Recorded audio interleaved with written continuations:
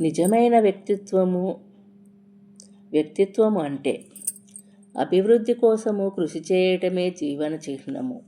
అతి చిన్న విత్తనము భూమిని పెకిలించుకొని పైకి వచ్చి మొక్కగా ఎదుగుతుంది.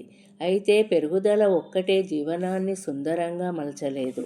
ఒక్కొక్కసారి అసహజంగా ఉండే అధికమైన పెరుగుదల ఒకే చోట నిల్వ ఉండిపోయి అసహ్యంగా తయారవుతుంది. సరి అయిన శిక్షణ, క్రమశిక్షణల ద్వారా పెరుగుదలను, అభివృద్ధి సక్రమంగా రూపొందించడమే జీవితాన్ని సుందరముగా మలిచే ఏకైక మార్గము. అదే చివరికి పరిపూర్ణ వ్యక్తిత్వానికి దారితీస్తుంది. మానవాళి చరిత్రలో గొప్ప గొప్ప వ్యక్తులు, మహానుభావులు అవతరించి తమ జీవితకాలంలోనే ఈ ప్రపంచాన్నంతా ప్రభావితం చేసి అద్భుత స్పందనలు కలుగచేశారు. వారి అద్భుత విజయాలు ప్రజల కళ్ళ ముందు కొద్దిసేపు మెరుపులా మెరుస్తాయి. వారు గతించగానే ప్రజలు వారిని మర్చిపోతారు.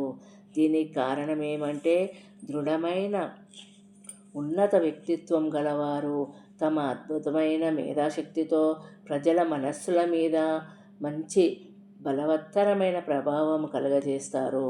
జీవితంలో సాధించే విజయాలు తప్పక వ్యక్తిని గొప్పవానిగా చేస్తాయి, కానీ అతని వ్యక్తిత్వాన్ని పెంచడానికి ఎక్కువగా దోహదం చేయవు. జీవితంలో సాధించిన విజయాల మీద ఆధారపడి కాక సచ్చీలము ఆధారంగా పెంపొందించే వ్యక్తిత్వం మనకు ఇప్పుడు కావాలి. అటువంటి వ్యక్తిత్వము ఈ ప్రపంచంలో శాశ్వతంగా గుర్తుండిపోతుంది. అటువంటి వ్యక్తులు అతి కొద్ది మందే ఉన్నా మానవాళికే ఒక రూపుదిద్ది దాని మనుగడనే వారు శాసించగలరు.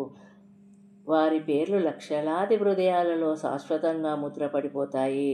ఈ ఆధునిక కాలంలో భారతదేశము అటువంటి నిజమైన ఒక విశ్వమానవుణ్ణి వివేకానంద స్వామి రూపంలో ఉద్భవింపజేసిందని చెప్పడానికి గర్విస్తున్నాము.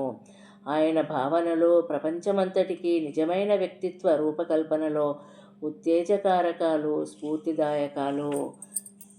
జై శ్రీరామకృష్ణ. జై వివేకానంద మహారాజ్.